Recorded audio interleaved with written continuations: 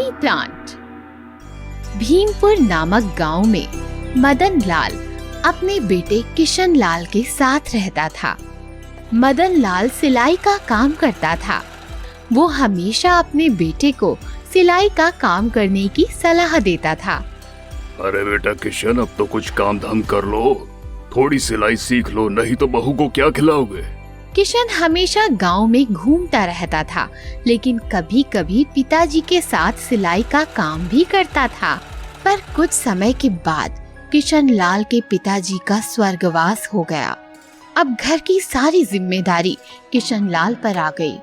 किशन का काम बहुत अच्छे से चलता है, लेकिन बदलते जमाने के साथ कपड़े सिलवाने का काम कम होने लगा।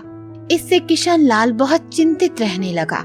एक दिन किशन अपनी पत्नी से बोला, सुनो, धंधा आजकल बिल्कुल अच्छा नहीं चल रहा। लोग ज्यादातर रेडीमेड कपड़े पहन रहे हैं। समझ नहीं आ रहा क्या करूं। आप ये कपड़े सिलाने का धंधा बंद करो।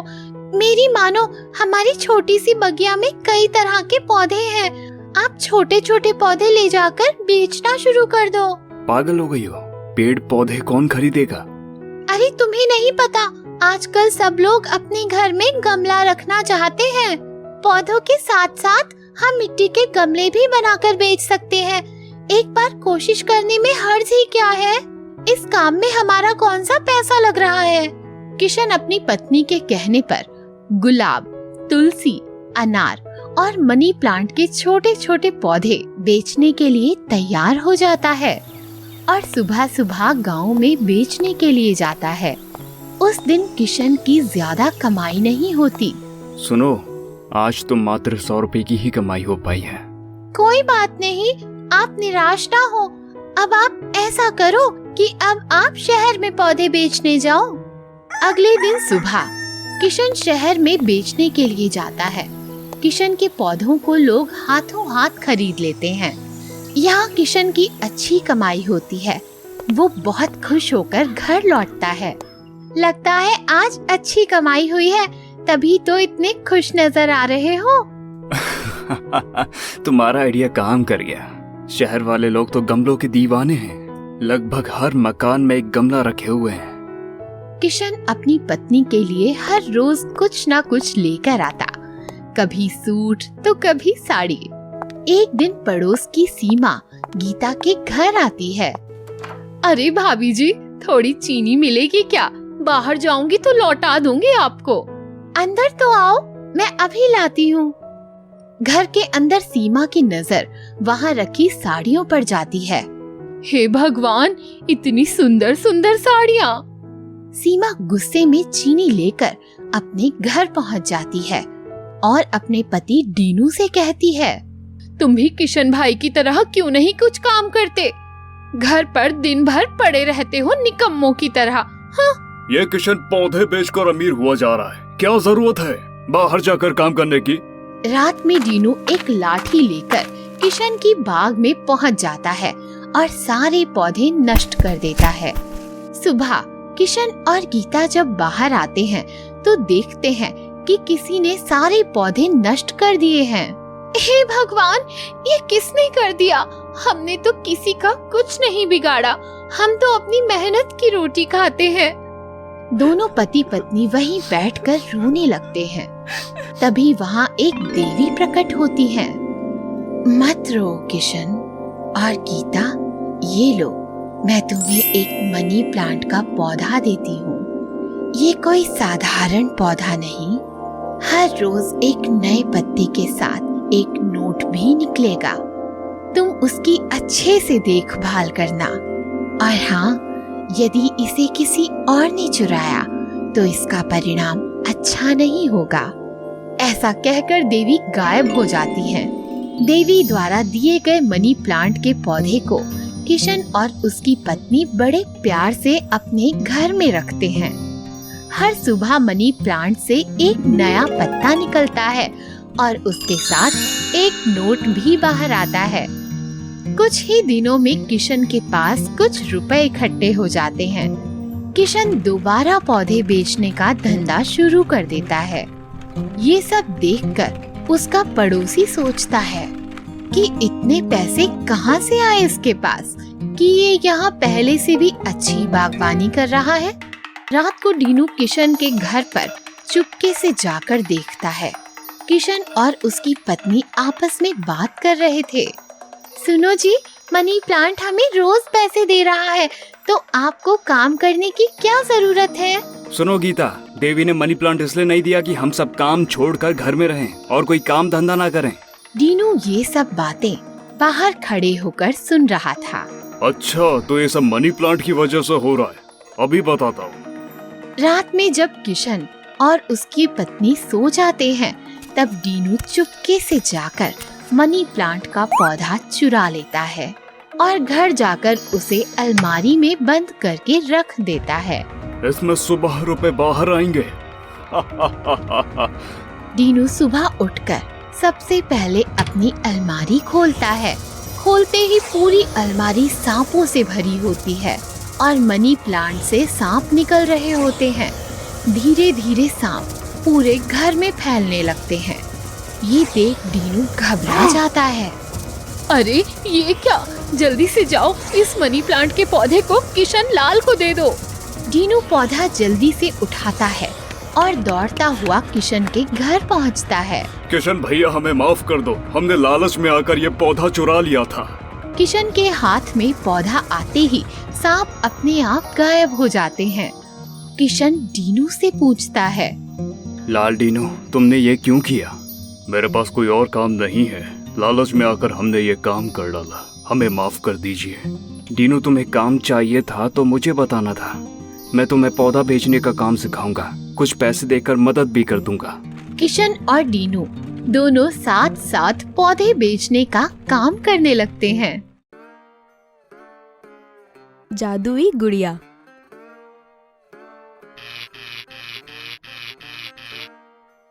एक गांव में आनंद नाम का एक लड़का रहता था। उनके माता पिता बहुत ही गरीब थे। दोनों मिलकर खेतों में काम करते थे और परिवार का पोषण करते थे। आनंद का कोई भी दोस्त नहीं था। गरीब होने के कारण उसके पास कोई भी खिलौने नहीं थे। उसके घर के सामने एक पेड़ था। हमेशा वो उसके ऊपर जाकर बैठ जाता था और आने वाले लोगों को देखा करता था। कभी वो आसमान को देखता जहाँ तरह तरह के पंछी उड़ते थे, तो कभी कभी वो नीचे लोगों की चहल पहल देखता था और इसमें उसका पूरा दिन निकल जाता था। हमेशा अपने माँ बाप से खिलौने की मांग करता था। आनंद की माँ के पास इतने पैसे नहीं हुआ करते थे कि वो एक गुड़िया ही खरीद कर दे सके। गरीबी के कारण वो कभी भी आनंद को एक खिलौना तक खरीद कर नहीं दे सके। एक दिन की बात है, एक खिलौना बेचने वाला आनंद के घर के सामने से गुजर रहा था और उसे देखकर आनंद ने अपनी माँ से कहा, माँ, मेरे लिए एक गुड़िया खरीद दो, मुझे भी खेलना है। बेटा, हमारे पास इतने पैसे नहीं हैं, फिर भी मैं कोशिश करती हूँ। मुझे आज किसी भी तरह से खिलौने खरीद कर दो।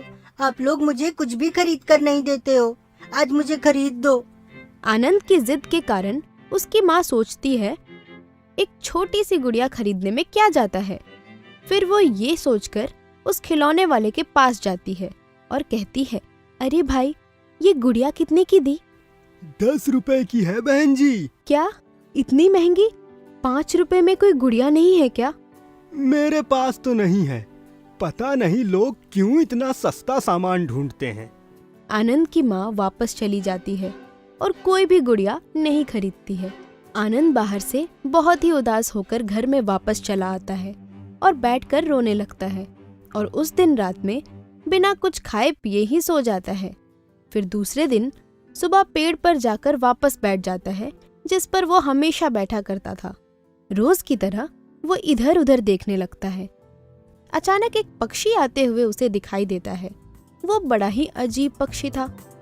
उसके बड़े बड़े पंख थे, चोंच भी बहुत बड़ी थी, पर उसने अपनी चोंच में कुछ पकड़ रखा था। वो उड़ता हुआ आकर उसी डाल पर बैठता है जहाँ पर आनंद बैठा हुआ था। आनंद ने गौर से उसकी तरफ देखा। उसे उसकी चोंच में कुछ नजर आता है। वो देखता है कि उसकी चोंच में तो एक गुड़िया है और वो पक्षी उस गुड़िया को उसी डाल पर छोड़कर चला जाता है और आनंद इस गुड़िया को उठा लेता है। अरे ये तो बहुत खूबसूरत गुड़िया है। ये तो अपनी आंखें भी खोलती बंद करती है। आनंद उस गुड़िया को पाकर बहुत खुश हो जाता है। गुड़िया को लेकर घर के अंदर आता है। सारा दिन उसी गुड़िया के साथ खेलता है और रात को भी उसी से खेलता हुआ अपने पास रखकर सो जाता है। जैसे ही रात के 12 बजते हैं तो अचानक गुड़िया के अंदर जान आ जाती है और वो अपने पंख लहराकर उड़ने लगती है। रात के अंधेरे में वो बहुत चमक रही थी।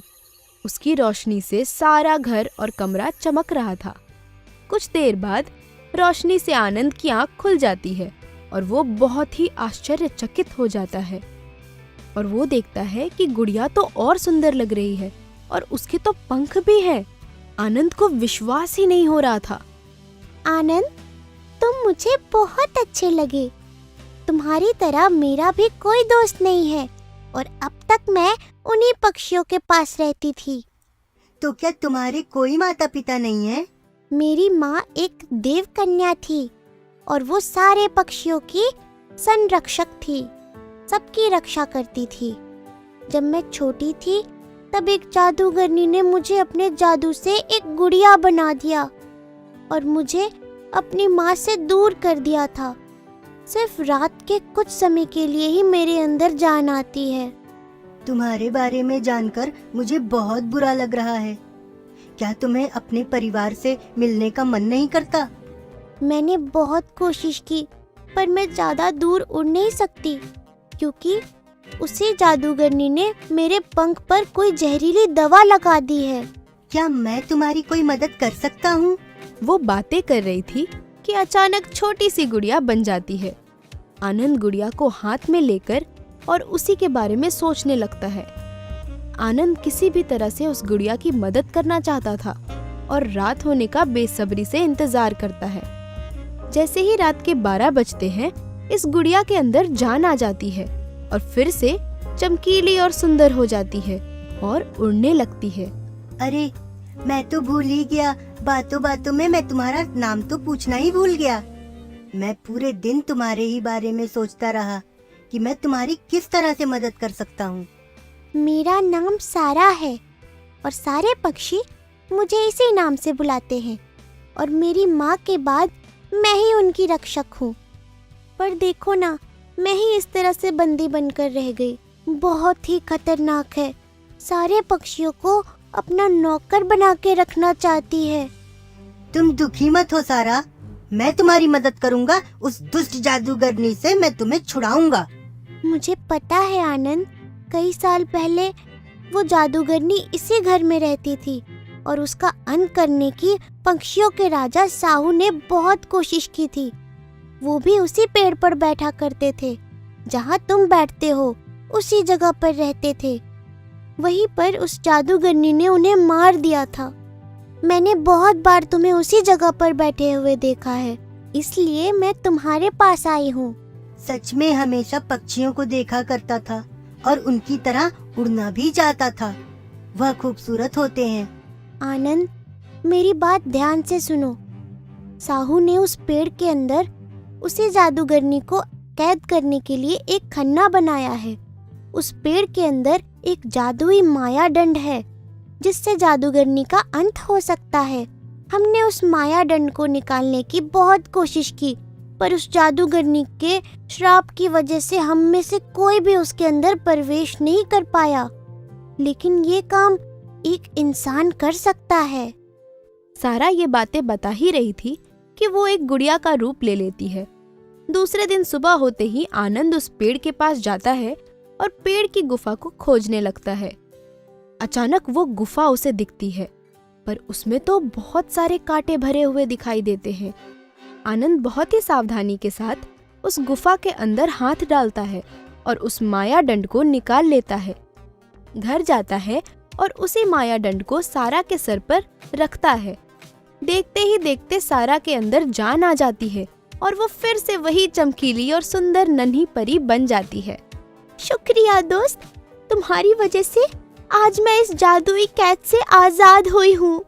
क्या मैं अपनी माँ से मिलने जा सकती हूँ? हाँ हाँ, बिल्कुल जाओ और जल्दी जाओ, पर मुझसे मिलने आते रहना। सारा आनंद को अलविदा कहकर चली जाती है। आनंद फिर पहले की तरह उदास और अकेला हो जाता है, लेकिन वो मन ही मन बहुत खुश था कि उसने सारा की मदद की। दूसरे दिन रोज की तरह आनंद उसी पेड़ पर जाकर बैठ जाता है। फिर वो देखता है कि वही पक्षी फिर से उड़कर आता है और उसके चोंच में आज फिर कुछ रहता है और वो उस डाल पर रखकर चला जाता है। आनंद उसे एक बार फिर उठाकर देखता है। उसमें तो अभी बहुत सारे हीरे और जवाहरात भरे हुए थे। वो अपनी माँ और बाबा के पास लेकर जाता है और उन्हें सारी बातें बताता है।